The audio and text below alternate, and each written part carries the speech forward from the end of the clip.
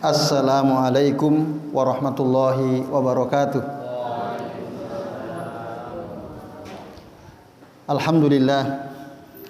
Alhamdulillahilladzi hadana li hadza wa ma kunna linahtadiya laula an hadanallah. Asyhadu an la ilaha illallah wahdahu la syarikalah wa asyhadu anna Muhammadan abduhu wa rasuluh. Allahumma shalli wa sallim wa barik ala Muhammad wa ala ali Muhammad kama shallaita wa barakta ala Ibrahim wa ala ali Ibrahim fil alamin innaka Hamidum Majid. Rabbi shrah li sadri wa yassir li amri wahlul 'uqdatam min lisani yafqahu qawli. Amma ba'du. Bapak-bapak dan ibu-ibu serta hadirin sekalian, rahimani wa rahimakumullah. Semoga kita semua yang hadir di majelis ini senantiasa dirahmati Allah Subhanahu wa taala. Amin ya Allah ya rabbal alamin. Alhamdulillah Bapak Ibu, pada malam ini atas izin Allah kita bisa berjumpa kembali untuk melanjutkan ngaji kitab Shahih Fiqh Sunnah karya Syekh Abu Malik Kamal bin As-Said Salim hafizahullahu taala.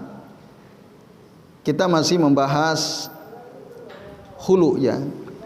Sekarang kita akan membahas ar-ruknu ar-rabi, rukun yang keempat dalam hulu. Sebagaimana kita sudah bahas sebelumnya bahwa dalam hulu itu ada 4 rukunnya. Yang pertama al-mukhala, suami. Yang kedua al-mukhtali'ah, istri. Yang ketiga adalah iwad, tebusan, pengganti yang dibayarkan istri kepada suami.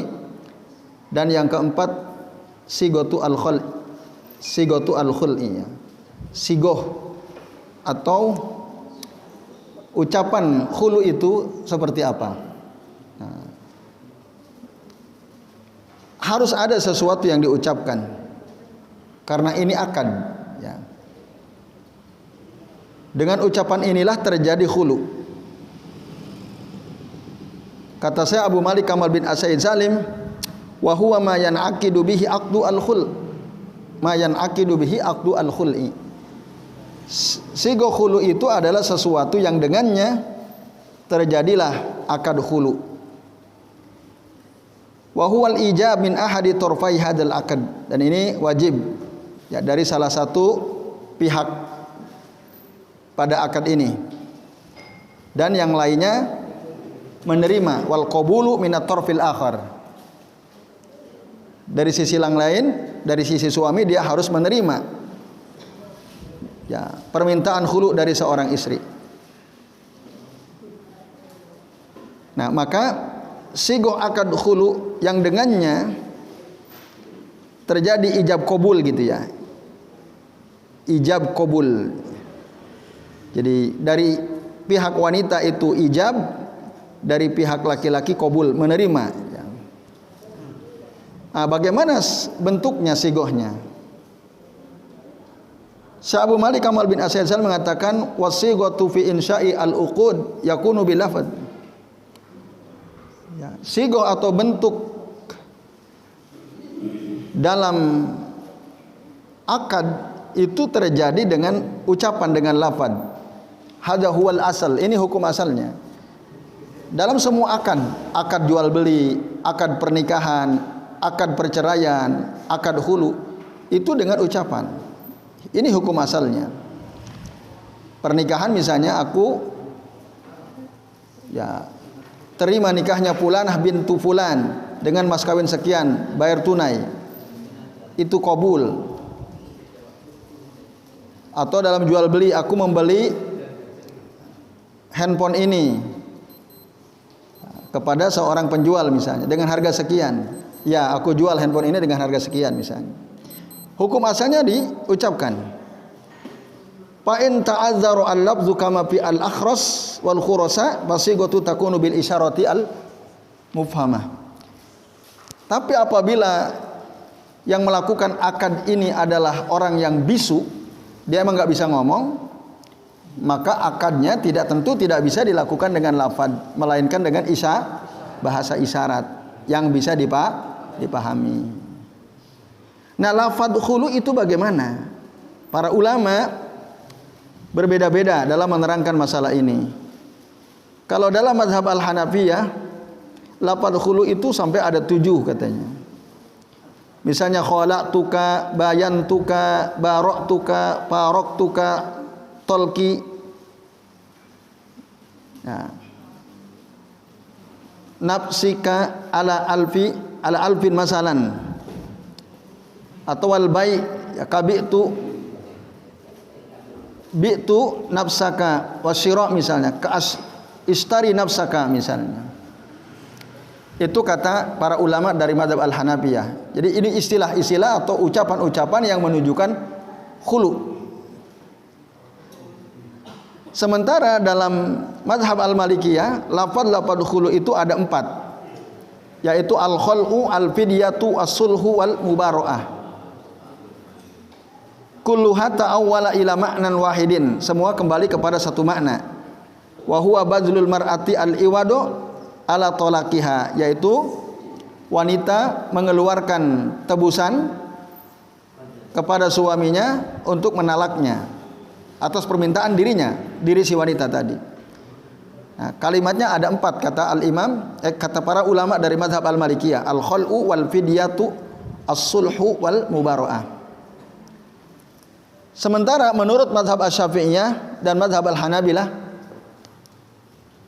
lafaz khulu itu terbagi kepada 2. Yang pertama sharih, yang kedua kinayah. Sharih itu bahasa yang jelas, kinayah itu bahasa kiasan. Bahasa yang jelas disepakati oleh mereka ada 2 aja, yaitu khal'un wa ma yustaqqu minhu, dan yang dibentuk dari kata al-khal'u li'annahu sabata lahu al-urab, karena itulah lafaz yang telah sahih berdasarkan urab kebiasaan masyarakat. Atau walafzu al-mufadah wa ma yustaqqu minhu liwurudihi fil Qur'an, atau dengan lafaz al-mufadah fidyah ya. Mufadah itu dari kata fidyah, karena dalam Al-Qur'an itu disebutkan fafidyah dalam surah Al-Baqarah ya. Surah Al-Baqarah ayat 229 itu. Fala junaha alaihima fi mabtadat bi. Al-mufadah itu dari kata fidyah dan yang dibentuk dari kata itu. Karena itu ada dalam Al-Qur'an. Kemudian dalam mazhab Al-Hanabilah ada tambahan, yaitu lafaz faskhu ya. Li'annahu haqiqatun fihi. Fase itu pembatalan pernikahan. Karena itulah hakikat dalam khulu itu. Sementara menurut mazhab Asy-Syafi'iyah, kata faskhu wa huwa minal kinayat inda Asy-Syafi'iyah. Nah, ini merupakan bentuk bukan bahasa terang tapi bahasa kiasan menurut para ulama mazhab Asy-Syafi'iyah. Nah, sama menurut mereka kata bai wal mubara'ah wa abantuka juga itu adalah bahasa-bahasa kiasan, bukan bahasa sharih ya, terang-terangan. Nah, bahasa terang-terangan dalam khulu atau kiasan sama seperti ucapan dalam talak. Ada yang sharih, ada yang kinayah. Sharih itu misalnya aku talak engkau wahai istriku, talak 1 misalnya. Sementara bahasa kinayahnya aku pulangkan engkau ke rumah orang tuamu. Nah, itu niatnya si suami menceraikan istrinya tapi dengan bahasa kiasan. Aku pulangkan engkau ke rumah kedua orang tuamu. Nah, itu sama. Hulu juga begitu, ada sharih, ada kinayah. Nah, lalu kata Syekh Abu Malik Kamal bin As-Sayyid Salim, gantungan daripada khulu itu adalah yang penting iwadnya, tebusannya. Bukan hanya sekedar lafaz. Maka tidak ada syarat dengan lafaz tertentu, dengan bentuk kalimat tertentu, tidak ada. Apakah dengan kata khulu atau yang lainnya, bahkan dengan kata talak misalnya, itu tidak ada ketentuan dalam Al-Quran. Yang penting si istri ingin lepas dari suami lalu dia memberikan tebusan, udah, itulah khulu. Kalimatnya terserah. Maka kata Syekhul Islam Ibnu Taimiyah rahimahullah, Famata faraqaha bi'iwadin fahiya mubtadiyah li nafsiha bih. Kapan si suami melepaskan istrinya dengan tebusan dan dia si istri itu membayar tebusan untuk dirinya supaya lepas dari suami, maka wa huwa khali'un laha, berarti si suami telah melepaskan istrinya bi ayyi lafdzin kan, dengan lafaz kalimat apapun. Nah, karena yang dianggap dalam khulu itu, akad khulu itu bukan dengan kalimatnya melainkan dengan makna. Ya, li'annal i'tibaru fil uqudi bi ma'aniha la bi alfaz. Bukan dengan kalimat tapi dengan maknanya. Kami, kata beliau, kata Syekh Abu Malik, telah menyebutkan dan menjelaskan beberapa asar yang sahih dalam bab ini dari Nabi dan dari Abdullah bin Abbas radhiyallahu anhuma dan yang lainnya yang menunjukkan dengan sangat jelas bahwa itu adalah khulu, walaupun dengan bilab ditolak tapi maksudnya khulu. Lalu Syekhul Islam Ibnu Taimiyah rahimahullah mengatakan fal farqu baina lafdzin wa lafdzin fil khul'i qaulun muhdas.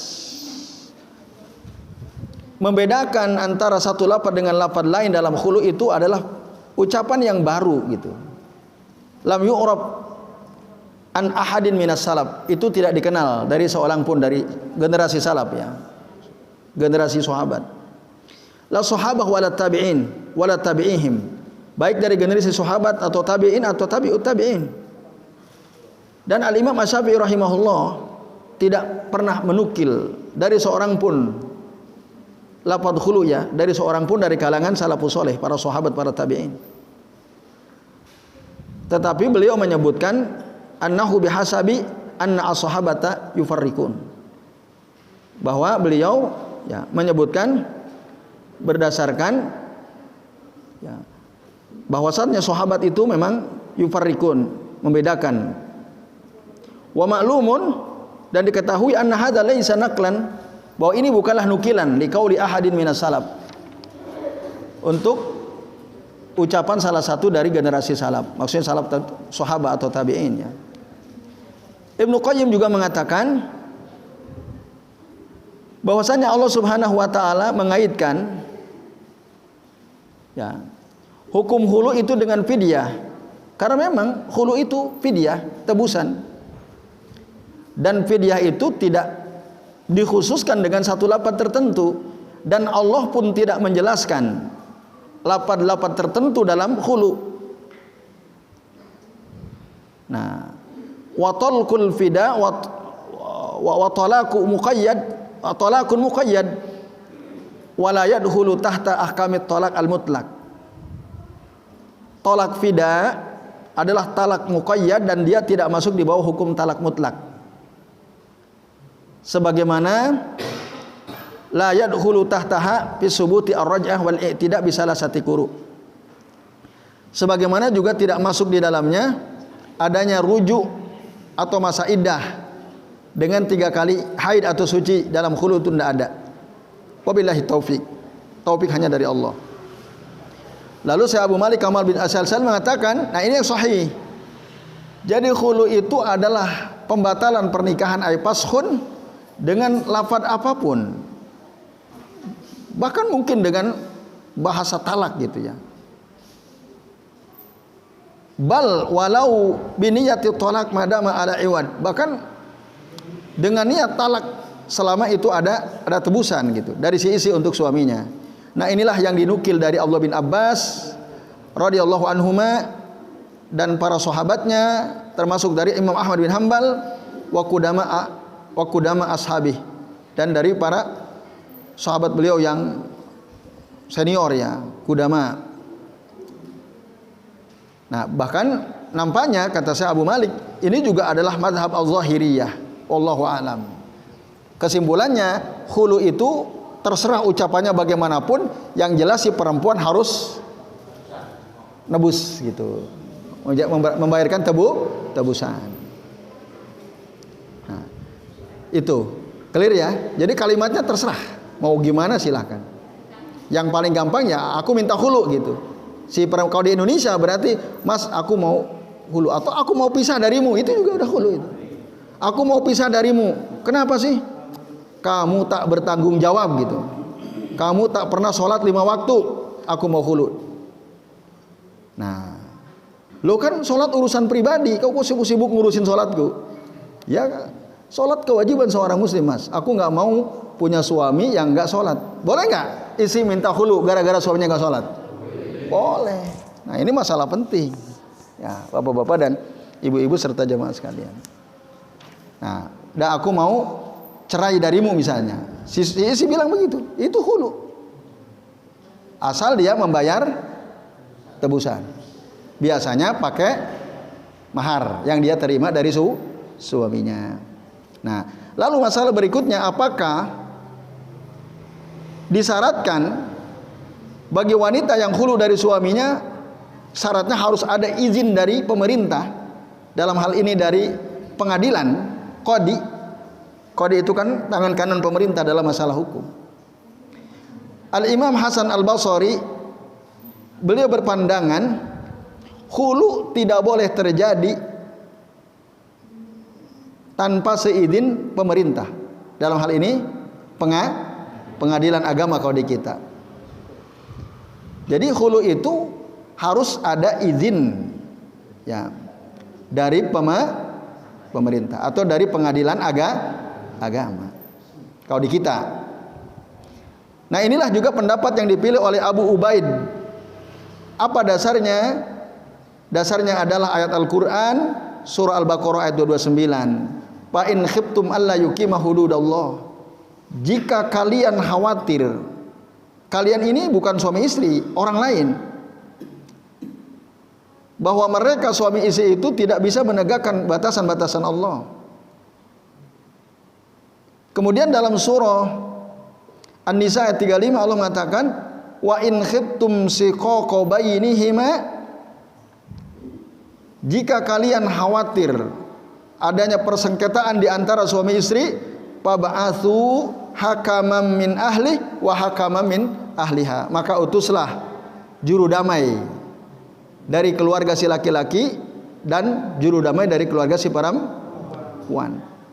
Nah, istidlalnya pengambilan dalil dari dua ayat ini, Allah menjadikan kata takut di sini bukan dari pihak suami istri. Allah tidak mengatakan walam yakul fa in khofa, jika mereka berdua takut, bukan, tapi fa in khiftum alla yuqima atau siqaqa bainahuma itu.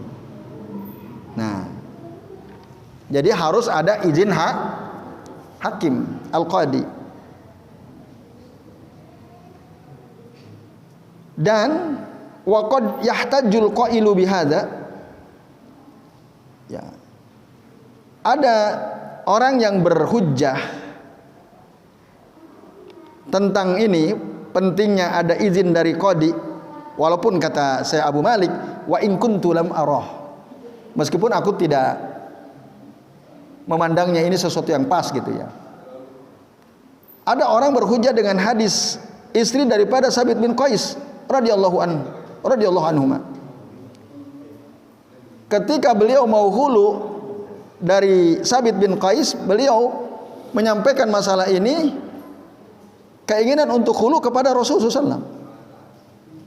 Gitu.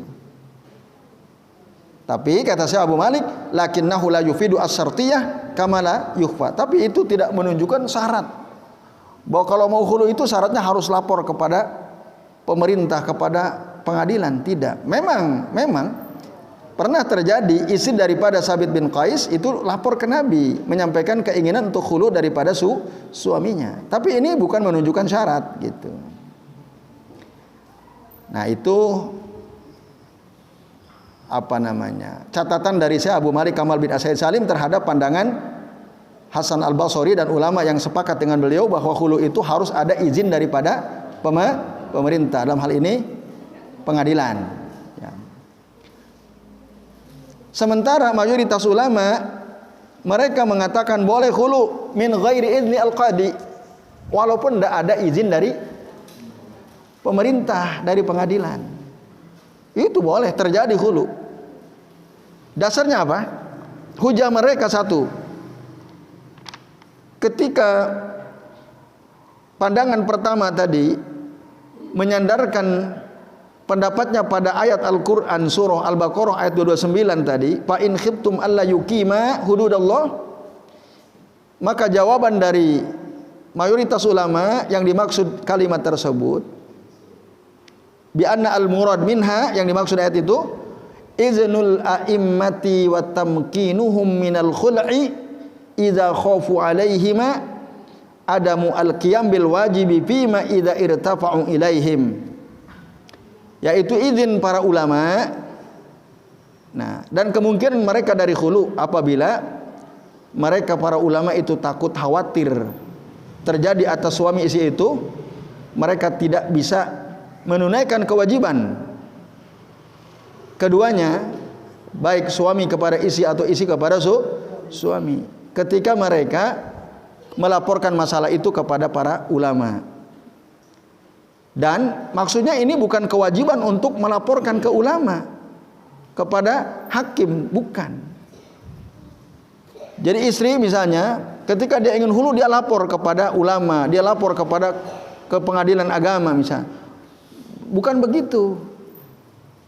Ya. Bukan harus seperti itu. Gitu.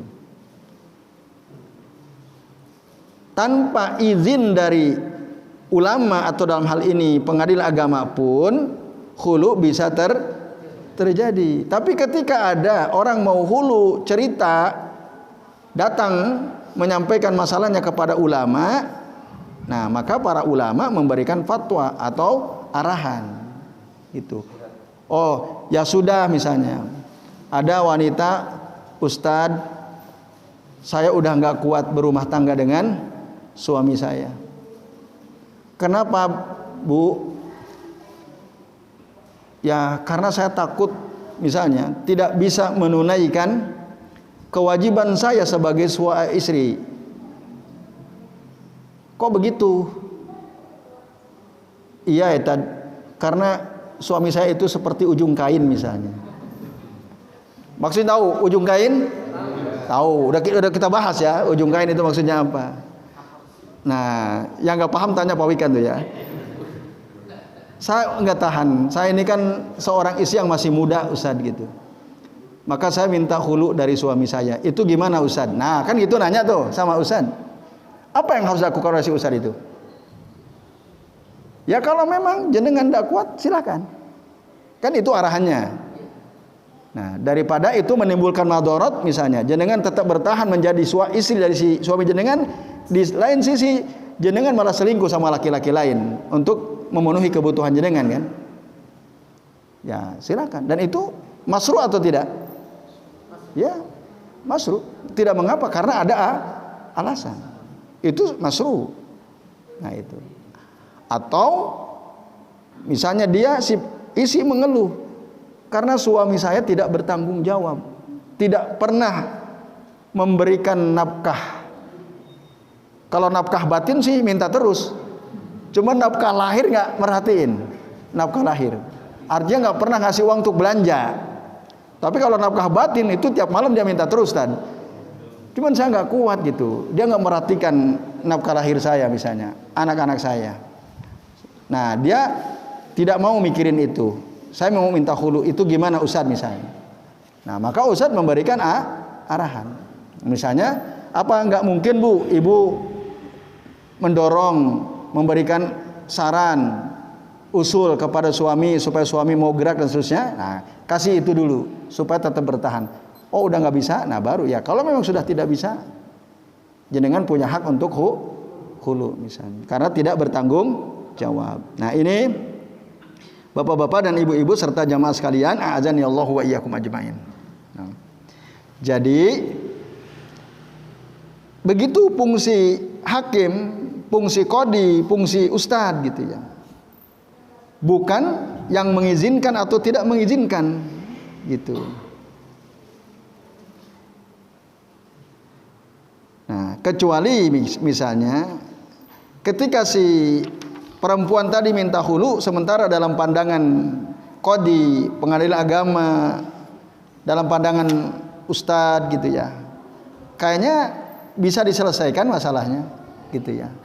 Kan ada tuh viral di medsos ya, ada suami istri mau cerai tapi dinasehati oleh, ya kan, akhirnya nggak jadi cerai. Ya itu, kalau bisa dipertahankan, pertahankan. Ini lebih baik daripada berpisah. Nah itu pasalnya. Nah sementara dalil yang kedua, nah jadi keputusan hakim pengadilan itu hanya sekedar fatwa, bukan ketetapan yang harus dilakukan. Oleh karenanya wanita mau hulu tidak syaratnya tidak harus mendapat izin dari pengadilan agama. Adapun dalil yang kedua dalam surah Al-Baqarah 229, fala junaha alaihi ma fi mabtadat bih, ini menunjukkan bolehnya ibahatul akhdhi minaz zaujati bitaradihima min ghairi sultan. Bolehnya suami mengambil tebusan dari istri dengan keriduan dari keduanya tanpa perlu ada izin dari pemerintah. Itu yang penting, istri membayar, suami ridho. Nah, dulu ada riwayat dari Khaisamah ibnu Abdurrahman, dia mengatakan utiya Bisr ibni Marwan fi khul'i kana baina rajulin wa imra'atin. Jadi didatangkan kepada Bisr bin Marwan hulu, ya, antara laki-laki dan istrinya mau hulu. Waktu itu si Bisr bin Marwan tidak mengizinkan, falam yujizhu. Lalu Abdullah bin Syihab Al-Khawlani beliau cerita, qad utiya Umar ibnul Khattab fi khul'in fa'ajazahu ay biduni izni sultan.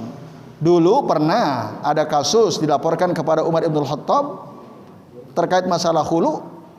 Umar membolehkan tanpa izin sultan atau pemimpin.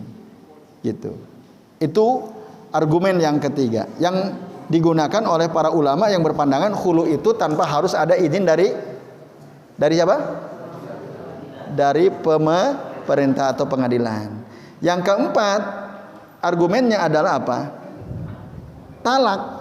Suami menceraikan istri, apakah butuh izin dari pemerintah? Tidak. Begitu juga hulu, gitu. Sama juga karena hulu itu akad muawadhah tadi, dia tidak membutuhkan izin dari pemerintah sebagaimana jual beli dan pernikahan. Apakah ketika Mas Mu'arif mau nikah lagi harus minta izin pemerintah misalnya? Mas Mu'arif mau poligami harus izin ke pemerintah atau tidak? Sementara beliau pengusaha bukan PNS misalnya. Kan tidak harus, tinggal nikah aja kan? Gitu Mas Mu'arif, antum kalau mau nikah nggak usah pusing-pusing ngurusin izin. Saya diizinin nggak nih sama pemerintah gitu ya?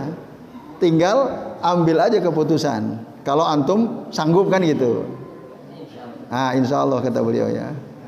Begitu juga jual beli, kan tidak harus minta izin pemerintah. Kita punya uang mau beli sesuatu tidak perlu. Begitu juga hulu gitu. Mana yang kuat di antara dua pandangan ini? Menurut Syekh Abu Malik Kamal bin As-Said Salim, qaulu al-jumhur. Yang kuat adalah pendapat mayoritas ulama. Bila syakin, tanpa diragukan. Karena enggak ada dalil yang menunjukkan harus syaratnya harus ada izin qadi, pengadilan enggak ada. Tapi memang yang perlu diperhatikan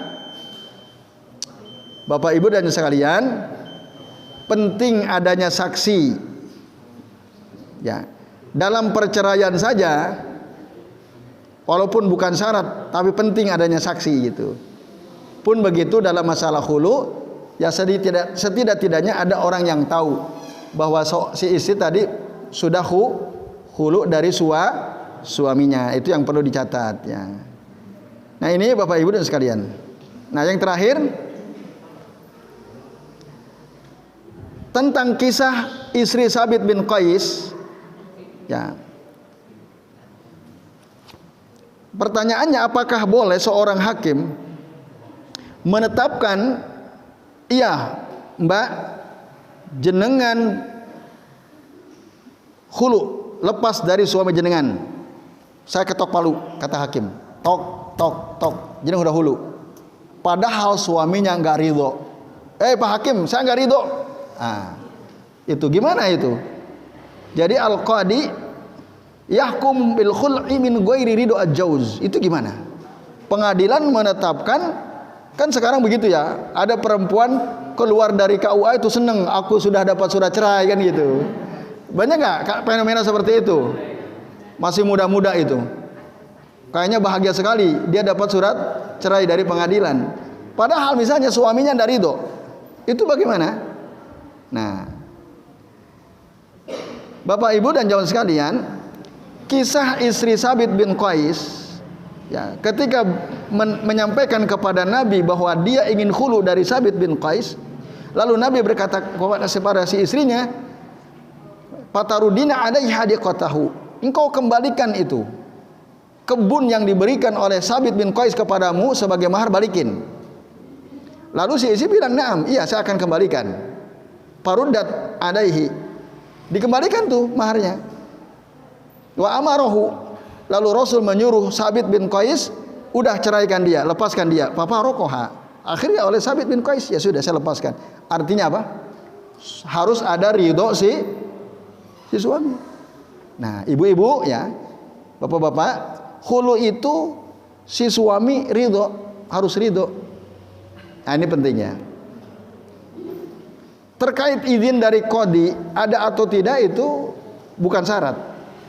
Syaratnya adalah si istri bayar tebusan dan suami ridho, gitu. Nah, adapun kalimat yang diucapkan Nabi, "Fatarudina alaihi hadiqatah", ini merupakan irsyad, islah, arahan dari Nabi, bukan suatu kewajiban menurut jumhur. Oleh karenanya kata para jumhur, para ulama jumhur, mayoritas ulama, falidha fa innahu la yasihu al-khul'u illa bi ridho al-zawj. Tidaklah sah khulu kecuali dengan ridho suami. Maka Ibnu Hazm rahimahullah mengatakan, falaha an tabtadi minhu, maka dia wajib si istri itu membayar fidyah, pengganti kepada suami, wa yutlikuha in radiya huwa, dan dilepaskan dia kalau si suaminya ridho. Nah, masalahnya bagaimana kalau si perempuan ingin khulu tapi suami ndak ridho? Solusinya piye? Iya kan?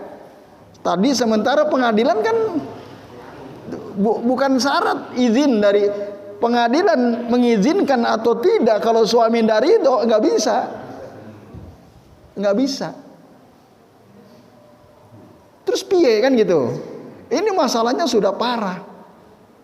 Isinya itu udah sering dipukulin, udah lebam-lebam itu wajahnya dipukulin terus gitu ya. Marah sedikit dipukul, masuk rumah sakit bolak-balik karena kasar suaminya misalnya, nggak kuat istrinya. Ustadz, saya udah mau khulu tapi suami saya nggak ridho, saya lepas darinya. Nah kan gitu.